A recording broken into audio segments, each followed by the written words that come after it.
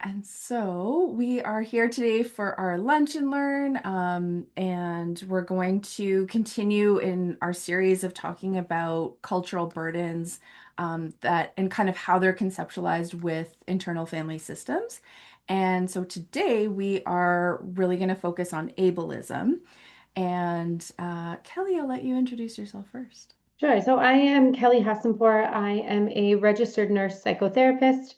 I am located just north of Toronto. Um, I am trained through the IFSCA, so I have done their sort of equivalent to level one and level two training. They don't call it that, but it's the same sort of idea. Um, I really came to IFS specifically through my own experiences postpartum with my own therapy. It's interesting in today's topic. Today's topic, I think, is one that is near and dear to both Christine's and my heart. We are both later identified neurodivergent women. And so I originally conceptualized my postpartum experience as postpartum anxiety. And that is really how I came to find IFS. And it just like really clicked for me. Looking back now, knowing what I do now, I probably would say yes, there was anxiety, but I think it was probably a lot more along the lines of autistic burnout in the postpartum period, with that anxiety showing up around like sensory experiences, etc. But I think ableism and these cultural burdens that we hold are something that I would say I know I at least am still very much working my way through. But with that, I also found that through my own therapy and then really deep diving into IFS, it just seemed to fit beautifully with the perinatal population and supporting folks. So I work mostly with perinatal folks. And then also I work with other therapists who are looking to do their own IFS therapy as well. But I think for me, and I'm going to speak on behalf of Christine as well, that like the cultural burdens really play a huge part, at least in what I see from folks' postpartum experiences. I'll pass it over to Christine. Yeah, absolutely. I couldn't agree more. And so I'm a registered social service worker working in private practice in Ontario. And I am perinatal mental health trained. And so that is my focus in my private practice. And coming into private practice and looking for different trainings, and my supervisor suggested IFS. She kind of explained it to me, and I was like, oh, that sounds interesting. And so I did my training with IFS Institute. And it just resonated so much. And like Kelley said, just pairing it with working with folks in the perinatal period, it just clicked. It just clicked professionally and then personally in my own life as well. Once you start seeing parts, you can't unsee them. So it's been really helpful for me too in coping and dealing with a lot of things.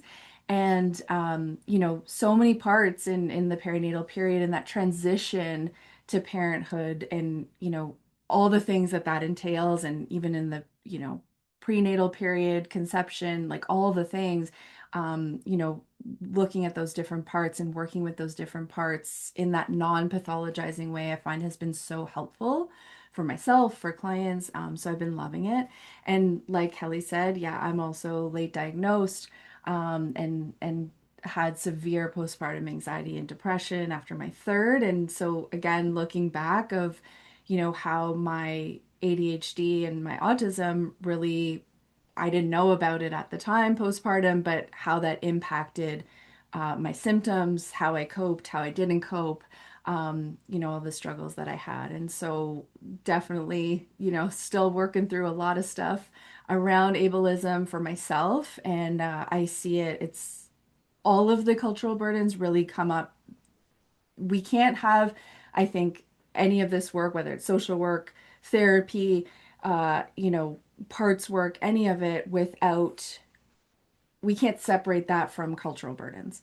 And so that's why we wanted to keep doing these series and just talking about these things, having these discussions with folks, is really important for Kelley and I. So here we are. And so our agenda today, we're going to look at,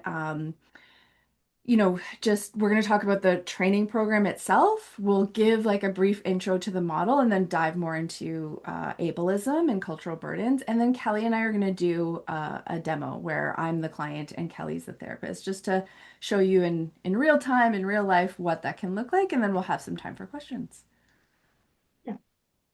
Yeah, so like Christine said, we do these webinars because we want to help share the information, but we also do it to introduce our training program that we have at IFS Pathways. So we do have a 20-hour live virtual training program where we speak specifically to using IFS in the perinatal population. It's 4 days. It starts in May again, and it's 4 Wednesdays in May. And so each week we'll focus on different topics and also have some opportunities for you to participate in your own sort of live practice sessions. So day one, we really do a thorough overview of the whole IFS model, so you don't have to come into it with any experience or any training with IFS. We will do a thorough undertaking of the model. We will talk about using IFS with perinatal clients and why it's such a beautiful fit. We'll talk about finding self or self energy and really understanding what that looks like. And then we'll also talk about polarizations and alliances. So when parts work together and when parts work against each other. In day two, we will look kind of like a deep dive into the protective part. So our managers and our firefighters. And then we will go through the steps of unburdening. So how do we get those parts to give us a little bit of space? And we also go through common concerns of protector parts. And in week two is when we really start to have the opportunity to practice sessions, to deep dive into those practice sessions. So in that second week, we really practice going through the 6 Fs as they're known when we're looking at the steps for unblending. In day three or week three, we will look at exiled parts of us, who those protectors are protecting. And we really deep dive into all the cultural burdens in the context of parenthood specifically. We also talk about legacy burdens and steps and what unburdening looks like, both with just kind of like regular exiles, but then also in the context of unburdening legacy and cultural burdens. And then in day four, we talk about working with grief in the perinatal population, but also how grief shows up as a part of IFS therapy in general. We talk in depth about mapping our own therapist parts and how important that is to do when we're doing this work. And then we also talk about common practitioner concerns. And like I said, there's practice sessions in each of those weeks as well. Yeah. Like we said, the course will take place in Wednesdays in May. The timing is in Eastern Standard Time, so it will go from 11 until 4 Eastern Standard Time. Please do the adjustment based off of your time zone. Registration is open up on the website. For folks who are attending the webinar, we will send out a coupon code as well. That'll be good for the next 24 hours. I should probably also mention that if the live training is not a possibility for you, but you're still interested in some IFS training in terms of the perinatal population, we also have a self-paced course available up on the website as well. Yes. And I realized that I put expires March 25th by accident. I apologize. But just to reiterate, it's valid for the next 24 hours until the end of day March 12th. So my apologies for that. So we'll just do like a really kind of brief intro to the model. And so the IFS model says we all have multiple parts. And those parts can be feelings, diagnoses, traumas, roles we play, parts of daily living, protector parts, and they can use healthy or sometimes unhealthy coping strategies. And at our core, we all have the self or ourself or core, spirit, soul, whatever you would like to use. In the model, they use the term self. And that's really our guiding force that holds our core beliefs, our values, and it holds the qualities of the 8 C's and the 2 H's, which include, I don't know them all off by heart, but compassion, clarity, creativity. What other ones, Kelley? Courage, you said I didn't usually Courage. them in my head. Compassion, courage, clarity. Yeah. Um, yeah. Those are the main ones Yeah. that show up that Yeah. we see most of the time. Creativity is another one that shows up sometimes, and that can get really cool as a therapist when you Yeah. tap into that as well and how you use the model with your clients. Yeah. Yeah. Absolutely. Kelley, go for it. Okay. So, and to just, I'm just going to add in there too, those protector parts are really the like managers and firefighters. I will also apologize. I'm at the tail end of a cold, and sometimes that cough kicks in. So those managers and firefighters are typically the parts that we're working with in IFS and with the perinatal population. They often show up as like the symptoms as to why somebody brought themselves to see you in therapy. And those managers and firefighters really work to protect the feelings that the exile holds. So those exiled parts of us usually hold really difficult and challenging feelings, often centered around like shame, fear, and loneliness.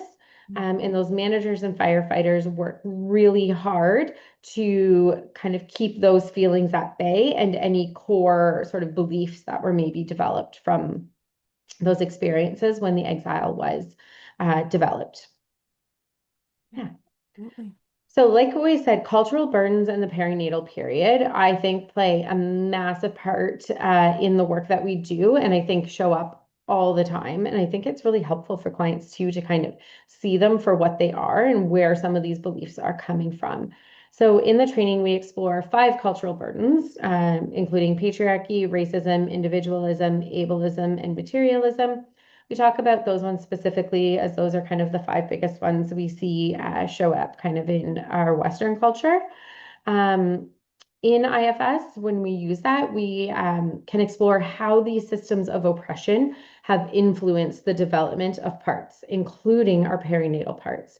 And so the key is to like truly understand the internal system and not to like suppress any of those.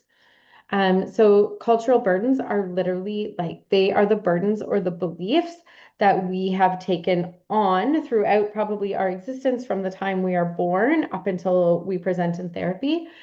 These beliefs of what we have taken on. And I will say, working with the perinatal population, I would say a lot of times what I see is like this idea of like the beliefs I hold of what makes me a good mom and realizing how those show up, but then also sometimes how those beliefs can be in opposition to each other as well, which can be really confusing for folks. And I will say too, and then when, if for example, in the perinatal period, which personally I experience of like if we develop a PMAD, a perinatal mood and anxiety disorder, and then how that activates these cultural burdens as well. And so for me, like that vision of like what makes a good mom and feeling like I'm not a good mom, that really came in. So some patriarchal views, misogynistic views, and then also ableism around my mental health and what I could cope with and not cope with. Yeah. Absolutely. Yeah. And so if we look at, ableism specifically, and again, like Kelley said, we do a deep dive in the training on all of these and have deep discussions around all of them. And throughout the entire training, it's not just like, one block, one slide of, talking about this. Throughout the entire training, we are always talking about and how do cultural burdens, legacy burdens influence this piece, this piece, this piece. We're always talking about it through the entire training. And so ableism specifically, it really burdens us with these negative messages that we have heard, either about our own disability, if we have one, or disabilities in general, and of course, both visible and invisible. And so, what you might hear from clients when that burden of ableism comes in is I feel like a burden to my kids, partner, family, friends. I should be able to cope like other parents, be able to push through. I'm afraid my kid will be embarrassed by me. I shouldn't have to take medication to cope. I need to be able to do everything myself, or I try to ask for as little help as possible. And really, a big piece of this is like we're trying to hold ourselves to a standard that is maybe irrelevant or unattainable for us because society, doesn't provide enough support when we have a disability. And so the impact of that, of pushing past our own limits or, trying to do things that, is maybe too much for us. And I think for me, a big one that we see in perinatal population, I would say that Christine and I both tend to like, we do kind of like attract neurodivergent folks, Yeah. definitely. But also just for like the kind of like typical, maybe neurotypical or typical perinatal client that's showing up, is I see it so often around this idea of like, why, if I do you have a perinatal mood anxiety disorder, or I am just struggling with like some anxiety or depression, but is this idea of like, why can't I cope? Like, why do I find this so much harder than everybody else? Or why can't I cope like other people? And like Christine said, like that idea of like, and I was like, I was there, right? Where if Christine had told me, I've got some postpartum anxiety going on, and I think I want to take some like an SSRI for it, I'd be like, good for you for making that decision. But when it came to me, I was like, I can't take medication. Like that means I'm broken, right? And it was just like I had to do a lot of work through myself of like what does that mean in that internalized belief that I held. So I think that shows up, I would say, for me in my practice, a lot of like helping clients work through that one. Yeah, I see that also a lot in my practice. And then this is why we also talk about therapist parts, our own parts. Like the training is very experiential and your own parts will come up. So I'll put that out there. But same for me. I had almost word for word the exact same part that showed up for me and caused me to delay my treatment for a long time, for 6 months, because I thought, well, no, like I don't need medication. Like I just got to push harder, work harder, do better, and I'll be better. And that wasn't the case. And so when I had clients come in, which I have all the time, especially at the beginning of working in the perinatal period, that part would, well, a protector part would come in and say, tell this client that they need to take medication so that they can get better, so that they don't suffer like you did. And so maybe I would have brought up the conversation around medication sooner than maybe the client wanted to, or that, really when I thought it was appropriate versus listening to my client. And so I had to work with that part to, soothe it, to get it to step back so it wouldn't come into sessions with me, to say like, tell this client to go on medication because that's not my role. And I understand with compassion why that part came in because I knew what it was like when I was very unwell. And so I didn't want other people to feel that way. So I can understand that from a compassionate place. Yeah. Yeah. Oh, Okay. yeah, So go for also when we work, so when we work with cultural burdens, like why we really like using IFS to work with cultural burdens is that one, like by using IFS, we can support our clients in exploring these and how they are showing up and how they affect these internalized beliefs. Sometimes, yes, like we go through the steps, you can unburden these beliefs. It doesn't mean that we don't deny the like systems of oppression that we're all still living under. It just we work with clients to help lift that burden or that internalized belief of being broken while still living within this system. So I think even if you don't get to the full unburdening process with a client, sometimes just helping a client to identify this as like a belief that was written for them helps to like alleviate some of that suffering. Um, and I also think too, this is a little off script, Christine, I apologize. You're fine. But when working with the cultural burdens too, is because sometimes those cultural burdens are like really in opposition to each other. So sometimes we see this like, or we have parts that are really in opposition. So those polarizations. So sometimes we see, like, I would just say, like, talking about like internalized patriarchy, for example, is we see these parts that start to develop where like maybe clients like, I just thanked my husband for changing a diaper, right? That's that like internalized patriarchy showing up. But then you have these like other, like more like feminist parts that are like screaming inside your head of like, what are you doing? Why are you doing that? And it can just, I'm often like, it's when those parts start to yell at each other or in conflict with each other, it can feel really distressing for clients. And so I think sometimes just helping your client to identify of like, oh, that like thanking your partner is some internalized patriarchy there that you probably didn't even know. It wasn't so in your face until you became a parent. And then you have these other parts that have really tried to protect you from that show up. So sometimes I think we may not even get to the full like unburdening of that belief, which is obviously the ideal situation, but sometimes just like allowing your clients to have that recognition of where this is coming from can be really healing in of itself. So when we identify a cultural burden, such as ableism with a client, we will work with them in the unburdening process to help the client identify how much of this belief or this part actually aligns with, like, it actually belongs to the client. And so it can be really wild sometimes when you ask a client, like, they hold this belief of like, I'm broken. When you ask a client, like, how much of that is yours? Like, how much, if you had to give it a percentage, how much of it is yours? They will almost wildly come out with a very specific answer. So oftentimes they'll be like, it's 70% not mine. And you're like, Mhm. okay, great. And then we will work with the client to help. That's when you get like a kind of like a double unburdening situation where you're going to unburden that like cultural burden with them. And then you're going to help them to also release whatever beliefs or burdens their own part is holding. Um, so we can help those parts unburden the beliefs just as we would any other burden part. Like I said, it doesn't mean that we disregard the systems of oppression that we live within. It allows the client to identify it as an external source and unburdens the internalized beliefs and allows one to make the decision from self about whether protector parts are needed there or not. So when we're talking specifically about ableism, for example, something like masking are often manager parts.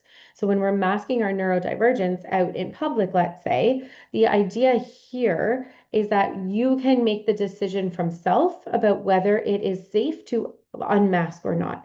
So recognizing that, like, it is not always safe for folks to unburden. And especially if you are a part of the like BIPOC community, you unmasking and your unmasking behaviors may be seen very differently than if Christine and I were out in public and unmasking, right? But what we hope to do is that you can unburden the belief underneath it. And then you from self can make a decision of, do I need to mask right now? If I do, okay, I'm going to bring in that manager part. I'm going to bring in that masking part. But when I get home to hopefully where it's safe, I can now set that manager part aside and I can unmask and be okay. Mhm. Yeah. And that, brings up a good point as well, is that, we're sharing these concepts with you, but and as you'll see in the demo, but, in session with client, what does this actually look like? It's not us saying like, oh, that's ableism or that's, patriarchy, which sometimes I do, but I'll add, like, it's more of an invitation. It's more exploring with the clients because also we're not here to say like, oh, is that patriarchy? And they're like, no, I'm okay with that. Or like, it's that's not how it feels for me. That's not how it lands for me, or whatever the case may be. We're exploring these with clients in an invitational way, Yeah. and seeing, what lands. And even like Kelley said, like a lot of times too with cultural burdens, again, because for example, Kelley and I live in a neurotypical world as two neurodivergent women, and so we're not going to change the whole world um, anytime soon or ever.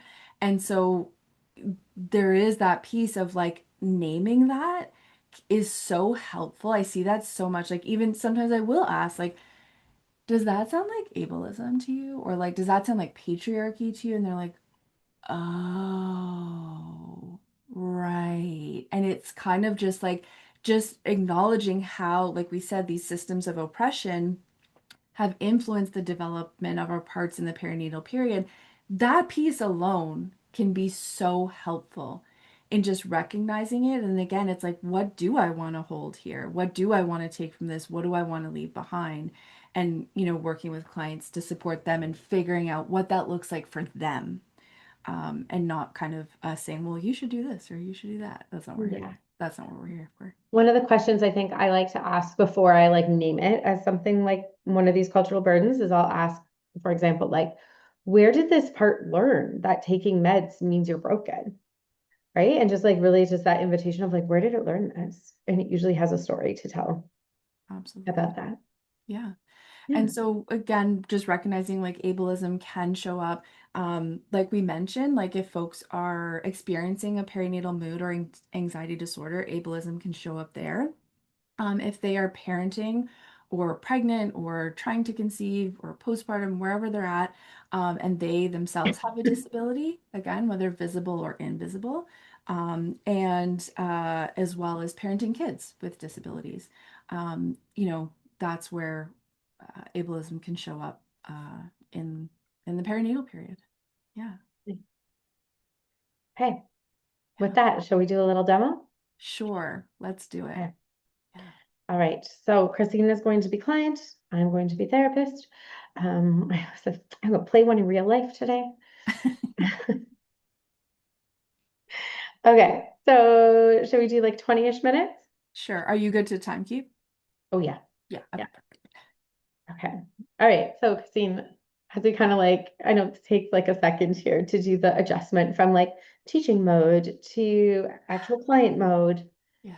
Give you a second to just kind of like settle in. Yeah. I will I'm name that you do not close your eyes for this, so that's okay. Look wherever you need to look. yeah. And so I'm curious to know and take your time that, like, as we've been kind of talking about ableism today, I know I could feel some of my own parts coming up just as we were naming things. I'm curious to know what you noticed coming up as we kind of chatted for the last half an hour. Yeah, I definitely noticed lots of thoughts and different parts and even memories from that Mhm. postpartum time, but um I'm noticing like here in my chest and in my throat like a almost like a not nauseous, but like ugh, like it's something stuck in Ugh. my throat. Yeah. I Yeah. always I always like find a part with a weird noise. Well, that's good. It's whatever way your parts present, it's totally fine. Yeah. Does it make sense to you? That's all that makes sense. That's all that matters. Yes. Yeah. Okay. Does it feel okay to spend a little bit of time with this like ugh feeling in your throat and chest? Yeah. Yeah. Yeah. Okay. So I invite you to just turn as much attention as feels comfortable towards that feeling in your chest. Yeah, and as soon as I did that, it like it spread Mhm. out. It's which is okay. It's fine. Yeah. You notice Um, to shift as yeah, you pay like some attention. acknowledge. Yeah. But it's like, and in my stomach too, kind of feels like anxiety, but it's no, ooh, it feels like shame. Okay. All I don't know right. why I'm laughing, but it, why am I laughing? It feels I like don't shame. know. Does that laughing part need a little attention? Yeah, maybe it's like Yeah. that part is saying like if this is an exile, Christine, don't go there. Like, Hmm. Does that make sense to you that it's showing up that way? yeah, Yeah. definitely, which I Okay. appreciate. What does that part that's kind of has this little, I think a lot of us have this little protective giggle, Yeah, right? yes, Of yes. discomfort. Hmm. Yeah. What does it need from you, from me right It's now? just like don't go too far. That's all Hmm. I'm hearing. Like don't go too Right. far. I'm like, yeah, I got you, girl. Yeah. Yeah. Can you do me a favor? Hmm. Can you make sure this part that's saying like don't go too far? Can you just like ask it to turn towards who it's talking to and just make sure it really sees who you are? Yeah, yeah, Yeah. Does it see you? yeah. Yeah, she sees me. She Okay. okay, Yeah. okay. Can it, I'm wondering even though, can it see that like courage that comes from self at all? She's like, yeah, but like calm down. Okay. Like, don't be too courageous. Don't get too excited. Oh, okay. Yeah, don't like I think it's probably the environment, this is there's other people here, it's recorded. Of course, she's like There. trying to protect me from all that and like, Yeah. don't spill all your trauma and traumatize the audience Yeah. members. Okay. Does it feel okay to thank her for sharing that? Yeah. Maybe ask her if she would be willing, like she doesn't have to go far. Like, could she just like take a little step back and let you that she was looking at, handle this? But if anything gets too scary or too deep, too fast, she can step in at any time. Yeah. She's sitting on the floor, cross-legged, and she's like, "I'm watching you talk, but like I'm not like jumping in, but like if I need to, I can jump in." Okay. Yeah. Does that feel okay for the rest of your system? Yeah. Does Yeah. that feel okay for her? Yes. Yeah. Okay. Yeah. So she's settled in cross-legged on the floor. Yeah. What are you noticing come up?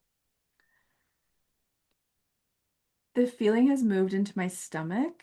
Okay. It's like a little bit there, but not as intense. Okay. Yeah. Okay. So you've got this like less intense feeling in your chest. And what are you noticing in your stomach? It's like a ugh, Good. heaviness. Yeah. Yeah. I'm Yeah. curious to know, does this feeling up here and the feeling in your stomach feel like different parts or the same part? The same part. It just led you down. Yeah, it kind of was like, ugh, like intense. And then it's kind of like, okay, we can do this, but we're not going to go too far. And that feels okay. So it's kind of like settled in my stomach of like, I Okay. feel that's where I feel like this part has some feelings about me, like my parenting and my Oh, okay. abilities. Yeah. Yeah. Okay. Does it feel okay to focus in on that? Are you noticing as it shares that it has some feelings? Any other thoughts or feelings coming up towards it? No, like there's no other parts that I can feel Okay. or sense that are present. It's just like It that feels part we okay. talked to. Yeah, she's just sitting there watching, Okay. but yeah, it feels okay to explore. Okay. Yeah. So as you notice that, just turn as much attention as you can towards that ugh feeling in your stomach. Hmm. And yeah. Now I'm getting a visual Yeah, great. What are you noticing?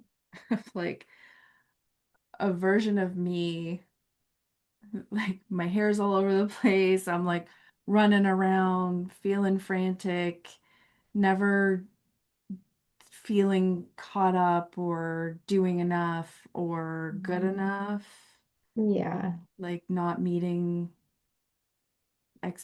like I the first thing that came to me was like my kids' expectations. sure. Yeah. Okay. Does that make sense to you? All of that it just shared? Yes, definitely. Yeah. Yeah. Okay. So as it shares that, and you've got this visual, I'm Mhm. curious to know, so obviously this sounds like an adult version of you. Yes. Okay. Where do you see her? I see her like in my like kitchen dining room Okay. space, just like kind of frantic, but she's also kind of like, oh, hey. Okay, so she sees you. You're there Yeah. with her. Yeah, she Okay, sees me. great. Yeah. Yeah. Okay, so I know sometimes this can seem obvious, but can you let her know who you are? Just in case she's just like, hey, who's this in my kitchen? Yeah.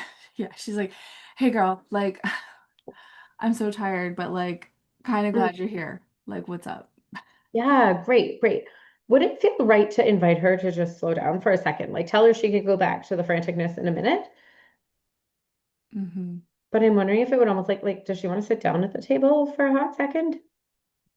Definitely not sit down. Okay, Um, that's a step too far. Fair. she's like, okay, you know what? Let's stand and drink our cup of tea together and we can have a chat. Great. Hmm. Yeah. Yeah. Does it feel okay to just let her know? Like you're just here to find out what she's going through.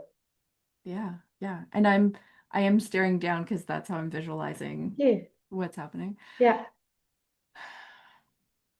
She's she's saying to me like I feel bad that, I feel like I can't keep up with the demands of parenting, of like parenting three boys and like feeling like I don't do as much as other parents. Like Yeah. I know a lot of my kids' friends, like all of their kids, whether they have one or multiple kids, are in like multiple activities and Mhm. sports and extracurriculars and rep sports and expensive sports and like we limited it to like one activity per kid per season type of thing. And even that on weekends, like I feel like, well, I'm speaking from this part, like, Yeah. but I gotcha. yeah, like I'm feeling like I'm not, like, I don't do as much with my kids of like going out to places or, Yeah. doing activities with them because I'm tired. Yeah. Oh, yeah. So sorry. Okay. Can you ask her, in her mind's eye, how old are your kiddos? Young. They're Young. Yeah. like now they're teenagers, but Yeah. she's seen them. And it's like I get this sense that they're in the house, but they're young, they're younger, like Yeah. busy, like 7, 10, 13. Okay. Yeah. Yeah. I'm curious to know. So they're like 7, 10, and 13. Hmm. And she's feeling like what I'm hearing is like, I'm not a good mom because like I can't keep up the way other people do. Yeah. So Like, tired. yeah. And I like I need a lot of breaks from my kids. Like the noise is so overwhelming. Like, how do people do this all day? Like it's Oh, just too yeah. much sometimes. I would be curious to know if you have a response to that from self, of maybe there's some information she needs that she doesn't have. Yeah, I'm just updating her and then I'll share with you. Yeah.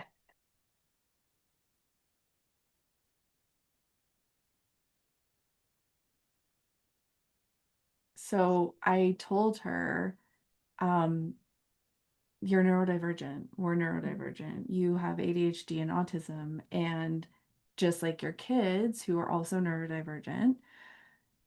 And like, so she knows about their symptoms and, how it comes out for them and how like loud noises are hard and being overstimulated and touched out and, being too busy, which is actually, now that I'm saying that out loud, is like, I mean, my husband and I decided that from early on when they were little, of like, we're only doing one activity, per kid per season, but also like for them too, that it's helpful to not be doing like tons of different activities. And I like she sees, I see how that's like helpful for the kids. So like that's helpful for me too. That's why we've kept it going of not doing more than one per kid. Yeah. So I'm curious to know how she's responding to this information.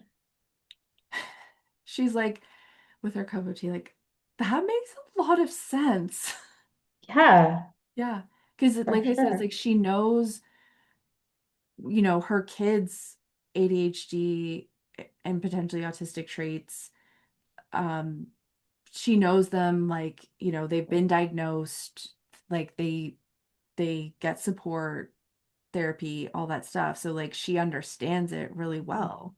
And she's Yeah. like, oh, right. I'm also curious if it might be helpful, and like I'll throw it out there and like throw it if it doesn't stick. If it would be helpful for her to see sort of like the life you've created now and how you work towards honoring some of these needs that you have. Yeah. So like I think that my teacher part is like, say this out loud, Christine, so everyone knows what you're doing. Um, so I'm just gonna do it. I'm just gonna honor the Yeah, teacher go for part. it. Yeah, so I'm just gonna tell her like now I am more intentional about um my work schedule in not working as many hours because it wasn't sustainable for me. Mhm. And I'm intentional about taking breaks between sessions, not overloading my days, not working on so many different projects. I focus on teaching and private practice. That's it. Yeah, Nothing else. Whereas that time was a really busy time and doing a lot of different things. yeah, Um, and that's been really helpful. Being out in nature, taking time alone, having quiet time, also away from the kids, prioritizing sleep. Um, yeah, like the getting outdoors, hiking, camping yeah. alone Yeah, has I was just been gonna say, really, can you show her that sometimes? And I just say this to everybody listening because I know some of these things. yeah, Like show her a trip, like a camping trip that you take by yourself.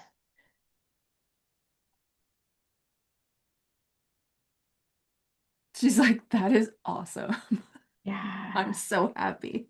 Yeah. Like, let's go now. Yeah. Yeah. Okay. Yeah. Can you ask her, does she want to? She's like, yes. Yeah, Like, take her. yeah, Take her wherever she needs to go. You may need to also tell her her children are grown up now and are safe. Like she's not abandoning them yes, in the house. yeah. And also my husband's home with them too. Yeah. Like, so a lot, like I literally go alone or bring a dog. Um, Yeah. and so actually it's really interesting what's happening right now is in here, which when I do this, like I'm referring to myself. Yeah. This is self for me. I do this all the time, but it feels like actually when I do go camping in real life that I've always brought her with me. Oh, nice. Yeah. Because Yeah. usually when I go camping too, like I'm super intentional of like, just deep breathing, going for walks, but being very mindful, noticing what's around me, just noticing like I'm not in this loud, busy, intense space. I am outside. I'm alone. I'm just taking care of myself. I don't have all the demands of all these kids and partner and all the Yeah. work and all the things. And like how I'm doing it intentionally for her, actually. Okay, great. Yeah. So is she there? Are you both there right now? Yes. Yeah. Okay. We're at Silent Lake. So I'm wondering if she would like to return to some of these thoughts that she was having or beliefs that she was having around being a good mom, based off of not being able to keep up the way that others were keeping up, or at least appear to be keeping up.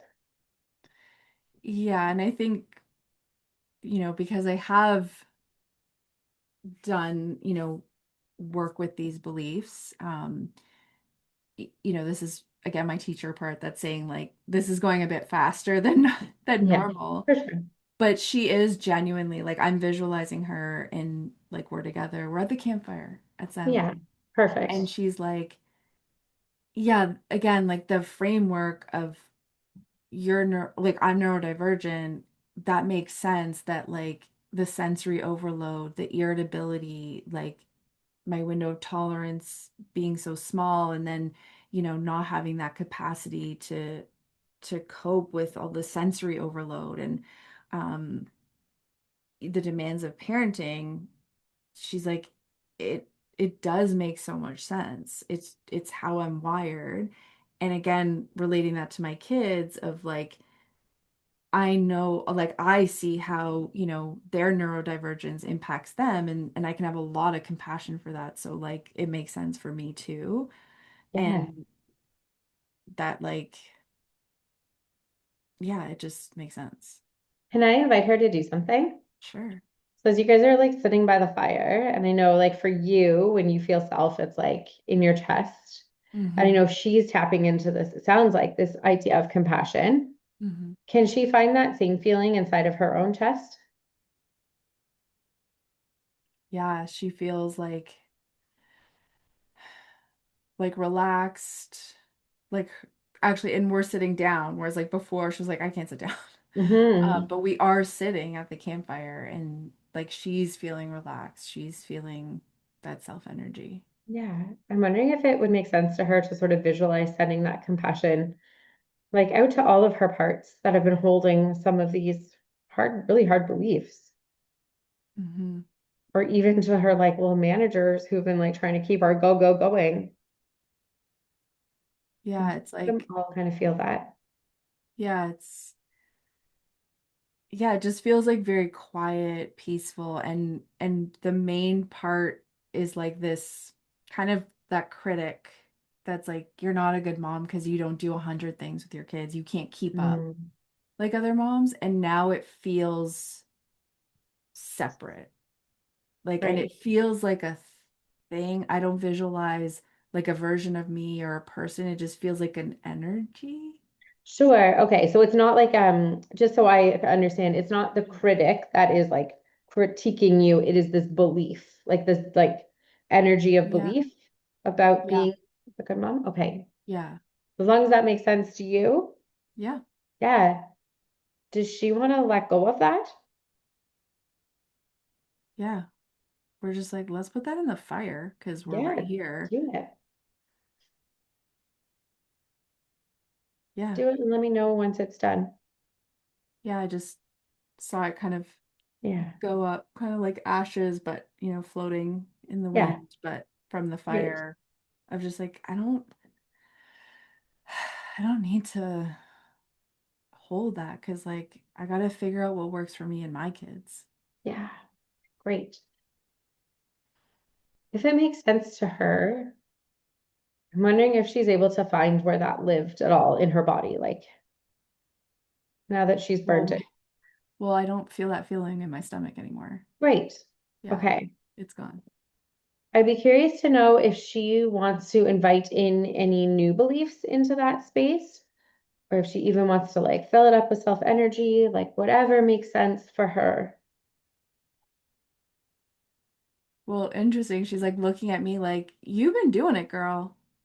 Like you've been working hard, which is true in the last couple of years to make space and figure out what I need in my daily life, my routine, my environment to manage like my symptoms and how my neurodivergence comes out. And she's like, you've already been doing that. So like let's just bring more self into that space and keep doing what you're doing. Yeah. Like you're on the right track kind of thing. Great. Is there anything else that she needs from you right now? She's like, "Can we just stay here overnight and we will go back to parenting tomorrow?" I'm like, "Sure." She she can stay there as long as she wants because like your children are not actually small anymore. True. She could let you parent your children. True. She's like, "Oh shit." Oh, sorry. Sorry. She's like, Yeah. "That's so cool. Yes, this is where I would like to stay. Maybe build myself a little cabin and stay here by the water." Yeah. Great. Okay. And I'm just curious, you're one that was sitting down giggling, but not giggling. Does she need anything from you right now? No, she's just like, "Cool." Great. Yeah. Amazing. Yes. Okay. So with that, are you okay to end here? Yes. Yeah, thank you. Okay. So if there's anybody who wants to come back on screen, you are welcome to. Hi, Stephanie, oh, Stephanie. everybody's back. Oh, hello, hello, hello. Yeah. Yeah. Any So with that, we'll give questions? Christine a second here to Yeah. like, sometimes it can be hard to like flip out of client mode. Does anybody have any questions or any thoughts, anything at all that you feel like you need to share?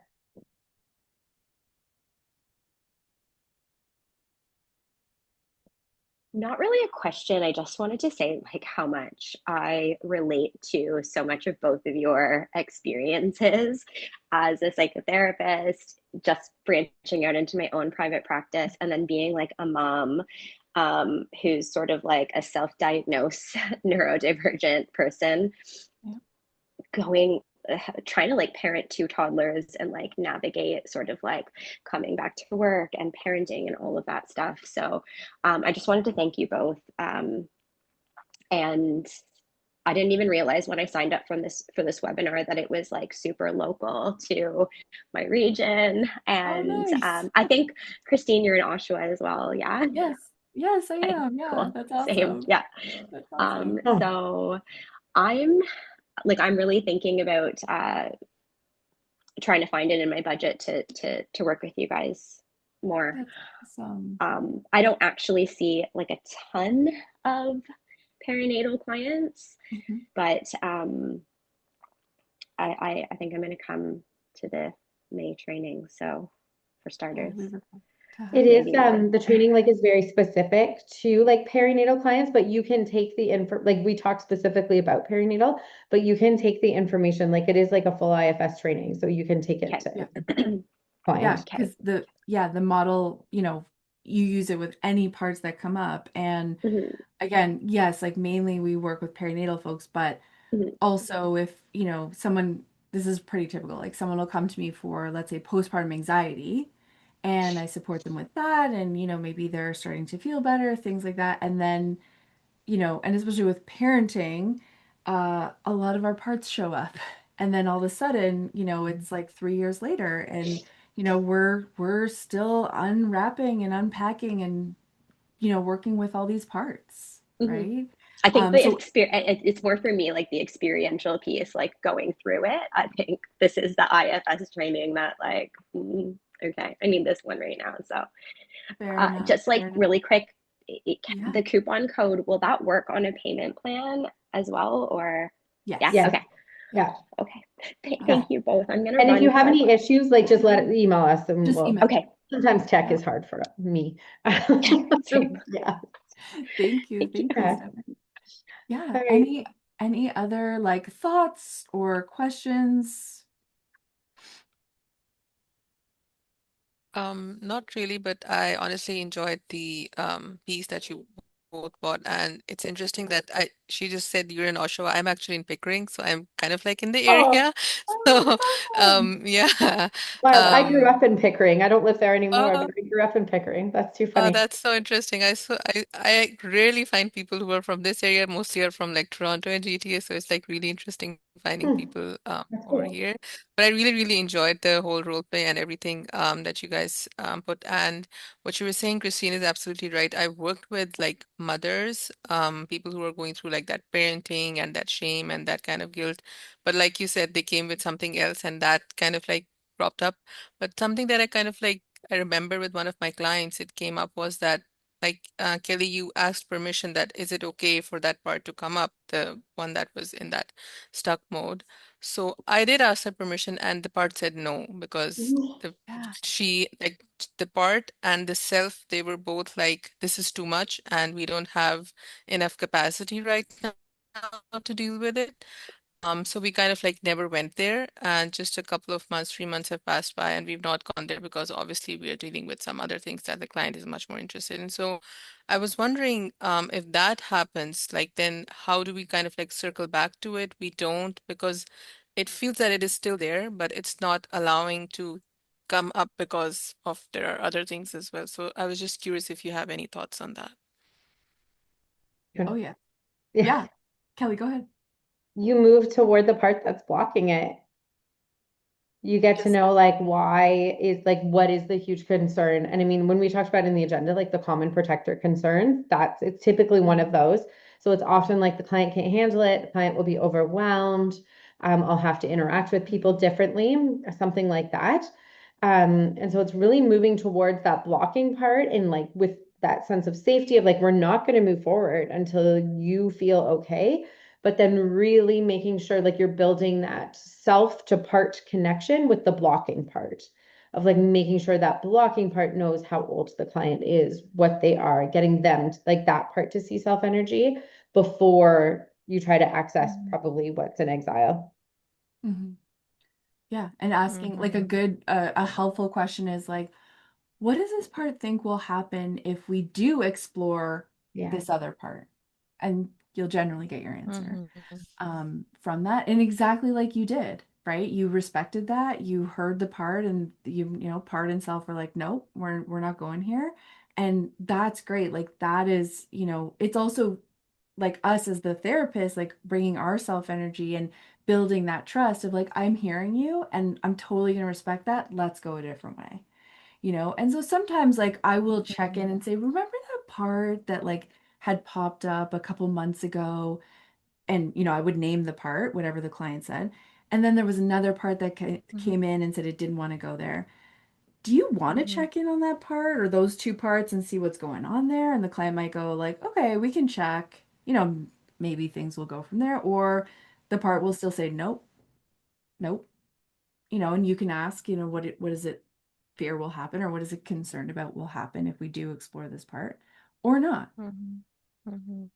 I And then will just say get will to often reappear on its own as well. Like you'll be doing the one thing, and I don't know if you say like that's when it feels like it's still around, that like Yeah. you're doing the work over here, but like you're very aware that there's another part like right here. Yeah, yeah. That's actually what I was curious about. That is it okay if I feel that it is still having that influence? Should I check in with it or not? Because I don't want it to be kind of like scared or anything. Because it was like a huge thing that came up after like 50 sessions. So, I Mm. know it is like basically the Mhm. core thing. So I'm just trying to be as, um, you know, that with it that, okay, I don't scare it away or anything. So Yeah. yeah, thank you. And Thank you so much. That's yeah. really good. Whatever you guys told me, I've written it down word to word. Yeah. Yeah, Yeah. just yeah, it's okay to ask. And again, if the part says like no, then that's okay. You go with that part. You might hit like there might be a bunch of protector parts. You could have 10 protector parts, that come up before really it allows the system allows you to access that target part, so to speak. Mhm. Yeah. Yeah. Thank you Yeah. so much. That's really helpful. And this was Yeah. wonderful. Thank you. Thank Lovely to you. meet you. Yeah, lovely Same to meet here. you. And if anyone, whether you're listening or you're here live, if anyone has questions, you have other questions that come up, feel free to send us an email, info@ifspathways.ca. And we will post the recording as soon as it's ready to go. I'll probably post it by end of day today. Anything else I'm forgetting, Kelly? I don't think so. Oh, awesome. Good. Okay. Well, Thank thank you. you all so Bye. much. Thank Take you for care. lovely questions. Take care.